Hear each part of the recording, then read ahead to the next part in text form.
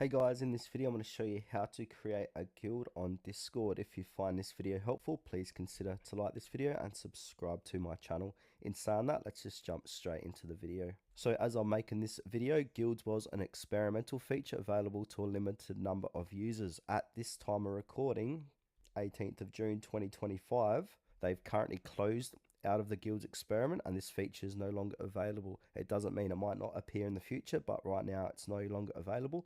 But certain features that were part of the guild's experience may still be available as standalone experiments. So in order how to make one, we need it says here how to create a guild. So you can either create a guild from scratch by creating a brand new server or converting your current server into a guild. If your server is currently in the experiment, you will see an option to convert your server as an in-app pop-up at the top left of your app. To tap on check it out to continue. So it still may be possible if you've got a server or an experimental server up. And then here, choose the games you and your guild plays together. You can also change this later if you want to add more games or edit the current ones.